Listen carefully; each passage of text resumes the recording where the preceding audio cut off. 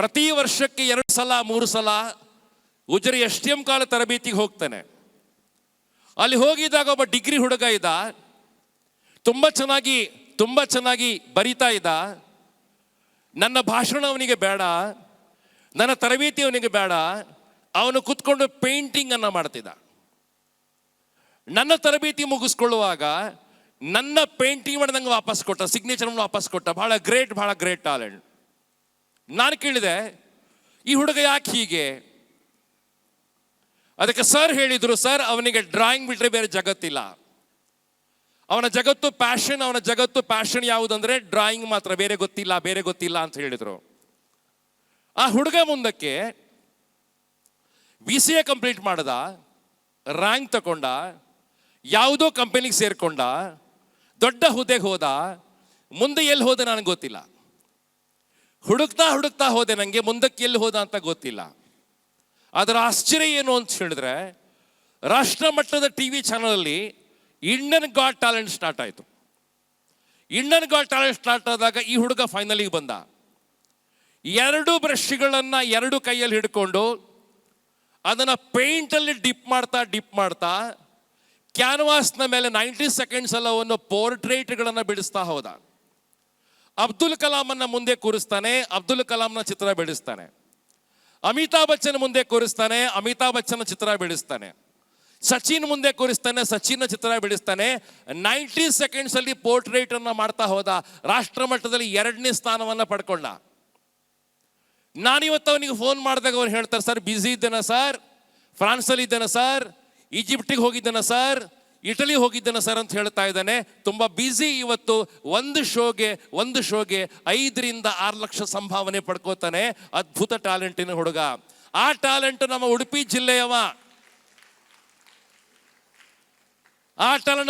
ಜಿಲ್ಲೆಯವ. ವಿಲಾಸ್ ನಾಯಕ್ ಅಂತ ಕರೀತಾರ sir. YouTube ಅನ್ನು ಸರ್ಚ್ ಮಾಡಿ ನಿಮ್ಗೆ ಸಾವಿರ ವಿಡಿಯೋಗಳು ಸಿಗ್ತವೆ. ವಿಲಾಸ್ ನಾಯಕ್, ಇದು ಚಪ್ಪಾಳೆ ಬಲ್ಲಿ ವಿಲಾಸ್ ನಾಯ್ಕಿಗೆ. ನಾನು ಮಕ್ಕಳಿಗೆ ಹೇಳೋ ಸಂಗತಿ ಏನು ಅಂತ ಹೇಳಿದ್ರೆ, ನಿಮ್ಮ ಹತ್ರ ಅದ್ಭುತ ಟ್ಯಾಲೆಂಟ್ಗಳನ್ನು ಭಗವಂತ ಲೋಡ್ ಮಾಡಿ ಕಳಿಸಿದ್ದಾರೆ. ಮತ್ತೆ ಹೇಳ್ತಾನೆ, 100 ಟ್ಯಾಲೆಂಟ್ಗಳನ್ನು ಭಗವಂತ ಲೋಡ್ ಮಾಡಿ ಕಳಿಸಿದ್ದಾರೆ. ಆ ಟ್ಯಾಲೆಂಟ್ ಯಾವುದಂತ ಹುಡುಕುವ ಕೆಲಸವನ್ನು ಟೀಚರ್ಸ್ ಮಾಡಬೇಕು, ಪೇರೆಂಟ್ಸ್ ಮಾಡಬೇಕು. ಅದಕ್ಕೆ ಬೇಕಾಗಿರ್ತಕ್ಕಂಥ ನರಿಶ್ಮೆಂಟನ್ನು ಕೊಡಬೇಕು, ಪ್ಲಾಟ್ಫಾರ್ಮನ್ನು ಕ್ರಿಯೇಟ್ ಮಾಡಿ ಕೊಡಬೇಕು, ತರಬೇತಿಗಳನ್ನು ಕೊಡಬೇಕು. ಬರೇ ಓದೋದು, ಬರೇ ಎಕ್ಸಾಮಲ್ಲಿ ಮಾರ್ಕ್ಸ್ ತಗೊಳ್ಳೋದು ಟ್ಯಾಲೆಂಟ್ ಅಲ್ಲ. ಅದು ಒಂದು ಟ್ಯಾಲೆಂಟ್ ಹೌದು. ಆದರೆ ಮತ್ತೆ ಹೇಳಲಿಕ್ಕೆ ಇಚ್ಛೆ ಪಡ್ತೇನೆ, ಎಕ್ಸಾಮಲ್ಲಿ ಮಾರ್ಕ್ಸ್ ತಗೊಳ್ಳೋದು ಮಾತ್ರ ಟ್ಯಾಲೆಂಟ್ ಅಲ್ಲ. ಬೇರೆ ನಿಮ್ಮ ಹತ್ರ 100 ಟ್ಯಾಲೆಂಟ್ ಇದೆ, ಬಳಸ್ಕೊಳ್ಳಿ ಆ ಟ್ಯಾಲೆಂಟನ್ನು. ಆ ಟ್ಯಾಲೆಂಟನ್ನು ಯೂಸ್ ಮಾಡ್ತಾ ಹೋಗಿ ಬಹಳ ಗ್ರೇಟ್ ಆಗ್ತೀರಿ.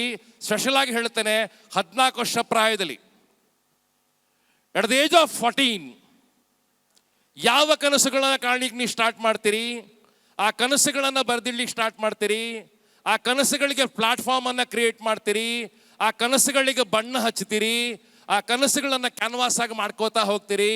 ನೀವು ಅದ್ಭುತ ಆಗ್ತೀರಿ, ಲೆಜೆಂಡ್ಸ್ ಆಗ್ತೀರಿ ಅಂತ ಅನಿಸ್ತಾ ಇದೆ. ನನಗೆ ಇನ್ನೊಬ್ಬ ಹುಡುಗನ ಕತೆ ಹೇಳ್ತೇನೆ. ಅವನು ಫೇಲ್ ಆಗಿರ್ತಕ್ಕಂಥ ಹುಡುಗ, 9ನೇ ಕ್ಲಾಸಲ್ಲಿ ಫೇಲ್ ಆಗಿದ್ದ. ಕೇಳಿ ಮಕ್ಕಳು, ತುಂಬ ರೋಮಾಂಚಕ ಇದೆ. 9th ಅಲ್ಲಿ ಫೇಲ್ ಆಗಿದ್ದ. ರಸ್ತೆ ಬದಿಯಲ್ಲಿ ಇಡ್ಲಿ ಮಾರುವಂಥ ಕೆಲಸಗಳನ್ನು ಮಾಡ್ತಿದ್ದ. ಅವನಪ್ಪ ಇಡ್ಲಿಗಳನ್ನು ಮಾಡಿ ಕೊಡ್ತಾ ಇದ್ರು. ಒಂದು ತಳ್ಳು ಗಾಡಿಯ ಮೂಲಕ ಇಡ್ಲಿಗಳನ್ನು ಮಾರ್ತಾ ಮನೆಗೆ ಹೋಗಿ ಇಡ್ಲಿ ಸೇಲ್ ಮಾಡುವಂತಹ ಒಬ್ಬ 14 ವರ್ಷದ ಹುಡುಗನ ಕಥೆ ನಾನು ನಿಮ್ಗೆ ಹೇಳುತ್ತೇನೆ. ರೋಮಾಂಚಕವಾಗಿರ್ತಕ್ಕಂಥ ಕಥೆ. ಬೆಳಿಗ್ಗೆ ಇಡ್ಲಿ ಮಾರ್ತಾ ಇದ್ದಾನೆ. ಆಗ ನೋಡ್ತಾನೆ, ರಸ್ತೆಯಲ್ಲಿ ಯಾರೋ ನಡ್ಕೊಂಡು ಹೋಗ್ತಾ ಇದ್ದಾರೆ. ತುಂಬ ಹೈಟ್ ಇರ್ತಕ್ಕಂಥ ಪರ್ಸನ್ ನಡ್ಕೊಂಡು ಹೋಗ್ತಾ ಇದ್ದಾರೆ. ಚಂದ ಡ್ರೆಸ್ ಮಾಡ್ಕೊಂಡಿದ್ದಾರೆ, ವಾಕಿಂಗ್ ಹೋಗ್ತಾ ಇದ್ದಾರೆ. ಯಾರಂತ ಗೊತ್ತಿಲ್ಲ ಹುಡುಗನಿಗೆ. ಕೇಳ್ತಾನೆ ಅಪ್ಪನ ಹತ್ರ, ಅದು ಯಾರಪ್ಪ ಅಂತ ಕೇಳ್ತಾನೆ. ಆಗ ಅಪ್ಪ ಹೇಳ್ತಾರೆ, ಡೆಲ್ಲಿನಲ್ಲಿ ಒಂದು 7 ಸ್ಟಾರ್ ಹೋಟೆಲ್ ಇದೆ ಪುಣ್ಯಾತ್ಮ, ನಮ್ಮ ಇಂಡಿಯಾದ ನಂಬರ್ 1 ಹೋಟ್ಲ್ ಅದು. ಅದಕ್ಕೆ ಅಶೋಕ ಹೋಟ್ಲ್ ಅಂತ ಕರೀತಾರೆ. ಅದರ MD ಅವರು ನಡ್ಕೊಂಡು ಹೋಗ್ತಾ ಇದ್ದಾರೆ. ಅವರ ಹೆಸರು ಅಶೋಕ ಶರಟನ್. ನಡ್ಕೊಂಡು ಹೋಗ್ತಾ ಇದ್ದಾರೆ. ಹುಡುಗ ಇಡ್ಲಿ ಮಾರೋದನ್ನ ಮರೀತಾನೆ. ಅವರನ್ನ ಚೇಸ್ ಮಾಡ್ಲಿಕ್ಕೆ ಸ್ಟಾರ್ಟ್ ಮಾಡ್ತಾನೆ. ಅವರ ಹಿಂದೆ ಹೋಗ್ತಾನೆ. ಎಲ್ಲಿ ಹೋಗ್ತಾರೋ ಹಿಂದಕ್ಕೆ ಹೋಗ್ತಾನೆ. ಒಮ್ಮೆ ಶರಡನ್ ಸಾಹೇಬ್ರ ಹಿಂದಕ್ಕೆ ತಿರುಗಿ ನೋಡ್ತಾರೆ. ಏನ್ ಬೇಕು ಪುಣ್ಯಾತ್ಮ ನಿಂಗೆ ಅಂತ ಕೇಳ್ತಾರೆ. ಸ್ವೀಟ್ ಬೇಕಾ, ಐಸ್ ಕ್ರೀಮ್ ಬೇಕಾ, ಏನ್ ಬೇಕು ಅಂತ ಕೇಳ್ತಾರೆ. ಆಗ ಹುಡುಗ ಹೇಳ್ತಾನೆ ನಂಗೆ ಯಾವುದು ಬೇಡ ಸರ್, ನಂಗೊಂದು ಡ್ರೀಮ್ ಇದೆ, ಸಪೋರ್ಟ್ ಮಾಡ್ತೀರಾ? ನಂಗೆ ಯಾವುದು ಬೇಡ, ಐಸ್ ಕ್ರೀಮ್ ಲಾಲಿಪಾಪ್ ಬೇಡ, ಒಂದು ಡ್ರೀಮ್ ಸಪೋರ್ಟ್ ಮಾಡ್ತೀರಾ ಅಂತ ಕೇಳ್ತಾನೆ. ಶರಡನ್ ಸಾಹೇಬ್ರು ಕೇಳ್ತಾರೆ, ನಿನ್ನ ಡ್ರೀಮ್ ಯಾವುದು ಪುಣ್ಯಾತ್ಮ, ನಿನ್ನ ಡ್ರೀಮ್ ಯಾವುದು? 14 ವರ್ಷ ಪ್ರಾಯದ ಹುಡುಗ ಹೇಳ್ತಾನೆ, ಸರ್ ನನಗೆ ನಿಮಗಿಂತ ದೊಡ್ಡ ಹೋಟೆಲ್ ಕಟ್ಟಿಸ್ಬೇಕು ಅಂತಿದ್ದು, ಉದ್ಘಾಟನೆಗೆ ಬರ್ತೀರಾ? ಎಂತ ಚಾಲೆಂಜ್ ಅಲ್ಲ ಇದು. ಇಡ್ಲಿ ಮಾರುವ ಹುಡುಗ ಹೇಳ್ತಾನೆ, ನನಗೆ ನಿಮಗಿಂತ ದೊಡ್ಡ ಹೋಟೆಲ್ ಕಟ್ಟಿಸ್ಬೇಕು ಅಂತಿದೆ, ಉದ್ಘಾಟನೆಗೆ ಬರ್ತೀರಾ ಅಂತ ಹೇಳ್ತಾರೆ. ಆಯ್ತು ಶರಡನ್ ಸಾಹೇಬ್ರು ಆಯ್ತು ಹೇಳ್ತಾರೆ, ತಲೆ ಸವರ್ತಾರೆ, ಹೊರಟೋಗ್ಬಿಡ್ತಾರೆ. ಅವ್ರು ಮರೀತಾರೆ ಅದನ್ನು, ಈ ಫಾರ್ಗಾಟ್, ಮರ್ತೇ ಬಿಡ್ತಾರೆ. ಆದರೆ ಎಕ್ಸಾಕ್ಟ್ಲಿ 40 ವರ್ಷ ಆದಾಗ ಅವರಿಗೊಂದು ಕಾಲ್ ಬರ್ತದೆ. ಕಾಲ್ ಆಚೆಯಿಂದ ಹುಡುಗ ಮಾತಾಡ್ತಾನೆ. ಅವನು ಹೇಳ್ತಾರೆ, ಸರ್ ನಿಮ್ಗೆ ನೆನಪಿದೆಯಾ, ರಸ್ತೆ ಬದಿ ಇಡ್ಲಿ ಮಾರ್ತಿದ್ದೆ ನಾನು ನಿಮಗಿಂತ ದೊಡ್ಡ ಹೋಟೆಲ್ ಕಟ್ಟಿಸ್ಬೇಕು ಅಂತ ಆಸೆ ಪಟ್ಟೆ, ಕನಸು ಪಟ್ಟೆ, ನೀವು ಬ್ಲೆಸ್ ಮಾಡಿ ಕಳಿಸಿದಿರಿ ನನ್ನನ್ನು. ನಾನಿವತ್ತು ಡೆಲ್ಲಿ ಏರ್ಪೋರ್ಟ್ ರೋಡಲ್ಲಿ ನಿಮಗಿಂತ ದೊಡ್ಡ ಹೋಟೆಲ್ ಕಟ್ಟಿಸಿದ್ದೇನೆ, ಉದ್ಘಾಟನೆಗೆ ಬರ್ತೀರಾ? ಡೆಲ್ಲಿ ಏರ್ಪೋರ್ಟ್ ರೋಡ್ ಹೋಟೆಲ್ ಮಾಡಿದ್ದೇನೆ ಸರ್, ಅದು ಏಷ್ಯಾದ ನಂಬರ್ 1 ಹೋಟೆಲ್ ಆಗಿದೆ, ಉದ್ಘಾಟನೆಗೆ ಬರ್ತೀರಾ ಅಂತ ಕರೀತಾನೆ.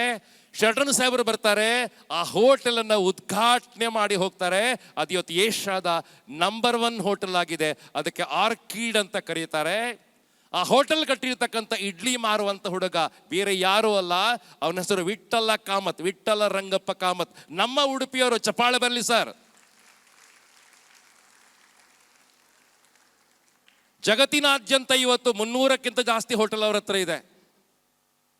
ರಸ್ತೆ ಬದಿ ಇಡ್ಲಿ ಮಾರುವಂತ ಹುಡುಗ ಇವತ್ತು ಸಾಮ್ರಾಜ್ಯವನ್ನ ಕಟ್ಟಿದ್ದಾನೆ, ಉದ್ಯಮ ಸಾಮ್ರಾಜ್ಯವನ್ನ ಕಟ್ಟಿದ್ದಾನೆ. ಬಹಳ ಗ್ರೇಟ್ ಅಂತ ನಂಗೆ ಅನಿಸ್ತಾ ಇದೆ. ನಿಮ್ಮ ಚಪ್ಪಾಳೆ ಸಾಲದು ಅಂತ ನಂಗೆ ಅನಿಸ್ತಾ ಇದೆ. 9ನೇ ಕ್ಲಾಸ್ ಕಲ್ತ ಹುಡುಗ, 9ನೇ ಕ್ಲಾಸಲ್ಲಿ ಕಲ್ತಿರ್ತಕ್ಕಂಥ ಹುಡುಗ ಇವತ್ತು ಉದ್ಯಮ ಸಾಮ್ರಾಜ್ಯವನ್ನ ಕಟ್ಟಿಯಾಗಿದೆ. ಬಹಳ ಗ್ರೇಟ್, ಬಹಳ ಗ್ರೇಟ್, ಬಹಳ ಗ್ರೇಟ್ ಅಂತ ನಂಗೆ ಅನಿಸ್ತಾ ಇದೆ. ಇನ್ನೊಬ್ಬ ಹುಡುಗನ ಕತೆ ಹೇಳ್ತೇನೆ. ನಾನಿವತ್ತು ಎಕ್ಸಾಮಲ್ಲಿ ಫೇಲ್ ಆಗಿರ್ತಕ್ಕಂಥ ಮಕ್ಕಳ ಕಥೆ ತಗೊಂಡ್ಬಂದಿದ್ದೇನೆ. ಮಕ್ಕಳ ಕತೆ ಹೇಳ್ತಾನೆ. ಎಕ್ಸಾಮಲ್ಲಿ ಫೇಲ್ ಆದವರು ನಿಮ್ಮಷ್ಟು ಬುದ್ಧಿವಂತರಲ್ಲ, ಅವರು ನಿಮ್ಮಷ್ಟು ಮಾರ್ಕ್ಸ್ ಯಾವತ್ತೂ ತಗೊಳ್ಳಿಲ್ಲ, ನಿಮ್ಮಷ್ಟು ಸಪೋರ್ಟ್ ಸಿಗಲಿಲ್ಲ ಪೇರೆಂಟ್ಸ್ಗಳದವರಿಗೆ. ಸಾಧನೆಗಳನ್ನು ಮಾಡ್ತಾ ಹೋದ್ರು, ಅವರ ಕಥೆ ಹೇಳ್ತಾ ಹೋಗ್ತಾನೆ. ಹೈದರಾಬಾದಲ್ಲಿ 9ನೇ ಕ್ಲಾಸಲ್ಲಿ ಫೇಲ್ ಆಗಿರ್ತಕ್ಕ ಒಬ್ಬ ಹುಡುಗ ಇದ್ದ. 9th fail. ಅವ ಏನು ಮಾಡ್ಬೇಕಂತ ಗೊತ್ತಿಲ್ಲ. ಅವನಮ್ಮ ಚಂದವಾದ ಉಪ್ಪಿನಕಾಯಿಗಳನ್ನು ಮಾಡ್ತಾ ಇದ್ರು. ಆ ಉಪ್ಪಿನಕಾಯಿಗಳನ್ನು ಭರಣಿಯಲ್ಲಿ ತುಂಬಿಸ್ಕೊಂಡು ಬೈಸಿಕಲ್ ಕಟ್ಕೊಂಡು ಮನೆಗೆ ಹೋಗಿ ಉಪ್ಪಿನಕಾಯಿ ಬೇಕಾ ಅಂತ ಸೇಲ್ ಮಾಡ್ತಾ ಇದ್ದ. ಅಮ್ಮ ಉಪ್ಪಿನಕಾಯಿ ಮಾಡ್ತಾ ಇದ್ರು. ಭರಣಿಯಲ್ಲಿ ಉಪ್ಪಿನಕಾಯಿ ಸೇಲ್ ಮಾಡ್ತಾ ದಿವಸಕ್ಕೊಂದು 100 ರೂಪಾಯಿ ಸಂಪಾದನೆ ಬಹಳ ಕಷ್ಟ ಆಗಿತ್ತು ಅವನಿಗೆ. 10 ವರ್ಷ ಕೆಲಸಗಳನ್ನು ಮಾಡ್ತಾನೆ. 10 ವರ್ಷ ಕೆಲಸಗಳನ್ನು ಮಾಡಿದಾಗ ದುಡ್ಡು ಲೆಕ್ಕ ಮಾಡ್ತಾನೆ. 10,000 ರೂಪೀಸ್ ಇದೆ. ಇದು ಯಾವುದಕ್ಕೂ ಸಾಕಾಗೋದಿಲ್ಲ ಅಂತ ಗೊತ್ತಾಯ್ತು ಅವನಿಗೆ. ಇದನ್ನ ಬೇರೆ ಮಾಡಬೇಕು ಅಂತ ಡಿಸೈಡ್ ಮಾಡ್ಕೊಳ್ತಾನೆ. ಅವನ ಹಾಗಿರ್ತಕ್ಕಂತಹ 100 ಮಕ್ಕಳನ್ನು ಒಟ್ಟು ಮಾಡ್ತಾನೆ. ಎಕ್ಸಾಮಲ್ಲಿ ಫೇಲ್ ಆದವರು ಅವರಿಗೆಲ್ಲ ಬೈಸಿಕಲ್ ತೆಗೆಸ್ಕೊಡ್ತಾನೆ, ಬ್ಯಾಂಕ್ ಲೋನ್ ಮಾಡಿಕೊಂಡು. ಉಪ್ಪಿನಕಾಯಿಯ ಒಂದು ಫ್ಯಾಕ್ಟ್ರಿ ಸ್ಟಾರ್ಟ್ ಮಾಡ್ತಾನೆ. ಅವನಮ್ಮ ಅವನಿಗೆ ಬಹಳ ಚಂದವಾಗಿರ್ತಕ್ಕಂಥ ಒಂದು ಮಸಾಲ ಮಾಡಿ ಕೊಡ್ತಾರೆ. ಉಪ್ಪಿನಕಾಯಿಯ ಭರಣಿಗಳನ್ನು ಮಾಡಿಕೊಂಡು ಪ್ರಿಯ ಉಪ್ಪಿನಕಾಯಿ ಅಂತ ಲೇಬಲ್ ಅಂಟಿಸ್ತಾ 100 ಜನ ಹುಡುಗರು ಬೈಸಿಕಲ್ ಮೇಲೆ ಸೇಲ್ ಮಾಡ್ಲಿಕ್ಕೆ ಹೊರಡ್ತಾರೆ. ಟ್ರಿನ್ ಬೆಲ್ ಮಾಡ್ತಾರೆ. ಉಪ್ಪಿನಕಾಯಿ ಬೇಕಂತ ಸೇಲ್ ಮಾಡ್ಲಿಕ್ಕೆ ಹೊರಡ್ತಾರೆ. ಪ್ರಿಯ ಉಪ್ಪಿನಕಾಯಿ ಬ್ರ್ಯಾಂಡ್ ಆಯ್ತು. ಉಪ್ಪಿನಕಾಯಿ ಭರಣಿಗಳನ್ನು ಮನೆಗೆ ಸೇಲ್ ಮಾಡ್ಲಿಕ್ಕೆ ಹುಡುಗಿ ಸಾಧ್ಯ ಆಯ್ತು.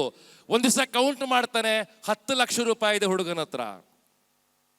ಅವನು ಎಣಿಸ್ಕೊಳ್ತಾನೆ, ಇದು ಸಾಕಾಗೋದಿಲ್ಲ, ನಾನು ಕೋಟ್ಯಾಧಿಪತಿ ಆಗಬೇಕು, ಇದು ಸಾಕಾಗೋದಿಲ್ಲ ಅಂತ ಎಣಿಸ್ಕೊಳ್ತಾನೆ. ಏನು ಮಾಡಬೇಕು ಅಂತ ಬೆಳಿಗ್ಗೆ ಪೇಪರ್ ಓದುವಾಗ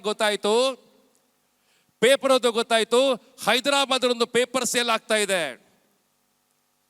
10 ಲಕ್ಷ ಕೊಟ್ಟರೆ ಪೇಪರ್ ಕೊಡ್ತಾ ಇದ್ದಾರೆ ಹೈದರಾಬಾದಲ್ಲಿ. ಈನಾಡು ಪತ್ರಿಕೆ, ತೆಲುಗು ಪತ್ರಿಕೆ ಸೇಲ್ ಆಗ್ತಾ ಇದೆ. 9th ಫೇಲ್ ಆಗಿರ್ತಕ್ಕಂಥ ಹುಡುಗ ಪೇಪರ್ ತಗೋತಾನೆ. ಆ ಪೇಪರ್ನ ಬ್ರ್ಯಾಂಡ್ ಮಾಡ್ತಾನೆ, ನಂಬರ್ 1 ಮಟ್ಟಕ್ಕೆ ಬೆಳೆಸ್ತಾ ಹೋಗ್ತಾನೆ. 10 ವರ್ಷ ಪೇಪರ್ ರನ್ ಮಾಡ್ತಾನೆ, ಕೌಂಟ್ ಮಾಡ್ತಾನೆ.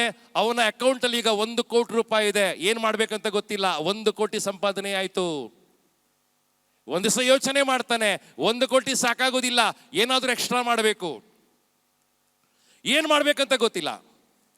ಟಿವಿ ನೋಡ್ತಾನೆ ದಿನಾಲು. ಟಿವಿ ನೋಡೋ ಗೊತ್ತಾಯ್ತು ಅವನಿಗೆ, ಎಲ್ಲ ಕೂಡ ನ್ಯೂಸ್ ಚಾನಲ್ಸ್ ಇದೆ, ಮನೋರಂಜನೆಗೆ ಚಾನಲ್ಸ್ಗಳಿಲ್ಲ. ಭಾರತದಲ್ಲಿ ಎಲ್ಲವೂ ಕೂಡ ನ್ಯೂಸ್ ಚಾನಲ್ಸ್ಗಳಿದೆ, ಮನೋರಂಜನೆಗೆ ಚಾನಲ್ಸ್ಗಳಿಲ್ಲ ಅಂತ ಗೊತ್ತಾಯಿತು. ಮನೋರಂಜನೆ ಕೊಡುವ ಚಾನಲ್ಸ್ ಅನ್ನು ಸ್ಟಾರ್ಟ್ ಮಾಡ್ತಾನೆ. ಈ ಟಿವಿ ಅದರ ಹೆಸರು. 23 ಚಾನಲ್ ಇವತ್ತು ರನ್ ಆಗ್ತಾ ಇದೆ ಭಾರತದಲ್ಲಿ. ತೆಲುಗಲ್ಲಿ, ತಮಿಳಲ್ಲಿ, ಮಲಯಾಳಮಲ್ಲಿ, ಕನ್ನಡದಲ್ಲಿ, ಗುಜರಾತಿಯಲ್ಲಿ, ಹಿಂದಿಯಲ್ಲಿ 23 ಚಾನಲ್ ರನ್ ಆಗ್ತಾ ಇದೆ. ಈ ಟಿವಿ ರನ್ ಮಾಡಿ ಸ್ಟಾರ್ಟ್ ಮಾಡ್ತಾನೆ. ನಂಬರ್ ಒನ್ ಆಗ್ತಾನೆ. 100 ಕೋಟಿ ಸಂಪಾದನೆ ಮಾಡ್ತಾನೆ. 100 ಕೋಟಿ ಸಂಪಾದನೆ ಮಾಡ್ತಾನೆ.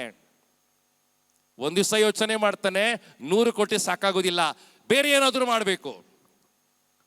ನನ್ನ ಡ್ರೀಮ್ ಅದಲ್ಲ, ನಾನು ಬೇರೆ ಏನಾದರೂ ಮಾಡಬೇಕಂತ ಹೊರಡ್ತಾನೆ. ಏನು ಮಾಡಬೇಕಂತ ಗೊತ್ತಿಲ್ಲ. ಹೈದರಾಬಾದಲ್ಲಿ ಗೋಲ್ಕೊಂಡ ಅಂತ ಫೋರ್ಟ್ ಇದೆ. ಆ ಫೋರ್ಟ್ನ ಪಕ್ಕದಲ್ಲಿ 100 ಎಕರೆ ಜಾಗವನ್ನು ತಗೋತಾನೆ.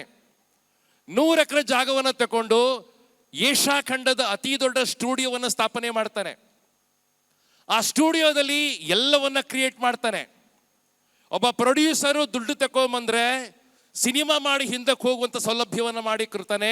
ಅದ್ಭುತ ಸ್ಟುಡಿಯೋವನ್ನು ಕ್ರಿಯೇಟ್ ಮಾಡ್ತಾನೆ. ಆ ಸ್ಟುಡಿಯೋವನ್ನು ರಾಮೋಜಿ ಸ್ಟುಡಿಯೋ ಅಂತ ಕರೀತಾರೆ. ಏಷ್ಯಾದ ನಂಬರ್ 1 ಸ್ಟುಡಿಯೋದು. ಆ ಮನುಷ್ಯ ಮೊನ್ನೆ ತೀರಿ ಹೋದ್ರು. ದಿನಕ್ಕೆ 16 ಗಂಟೆ ವರ್ಕ್ ಮಾಡಿದ್ರು. ರಸ್ತೆ ಬದಿಯಲ್ಲಿ ಕೂತ್ಕೊಂಡು ಉಪ್ಪಿನಕಾಯಿ ಮಾರ್ತಾ ಇರ್ತಕ್ಕಂಥ ಹುಡುಗ ಸಾವಿರ ಕೋಟಿ ಸಾಮ್ರಾಜ್ಯವನ್ನು ಕಟ್ಟಿದ. ವಿದ್ಯಾರ್ಥಿಗಳು ಪ್ರವಾಸಕ್ಕೆ ಹೋಗ್ಬೇಕು ಅಂತಾದ್ರೆ, ಸರ್ ಜೋಗ್ ಫಾಲ್ಸ್ ನೋಡ್ಲಿಕ್ಕೆ ಹೋಗ್ಬೇಡಿ, ಅಗತ್ಯ ಇಲ್ಲ. ವಿಧಾನಸೌಧಕ್ಕೆ ಹೋಗ್ಬೇಡಿ, ಅಗತ್ಯ ಇಲ್ಲ. ಮಕ್ಕಳು ನೋಡ್ಬೇಕಾದ ಪ್ಲೇಸ್ ಯಾವುದಂದ್ರೆ ರಾಮೋಜಿ ಸ್ಟುಡಿಯೋ. ರಾಮೋಜಿ ಸ್ಟುಡಿಯೋ ನೋಡ್ಕೊಂಬನ್ನಿ ಸರ್, ನಿಮ್ಮ ಡ್ರೀಮ್ಗಳು ಟ್ರಿಗರ್ ಆಗ್ತವೆ.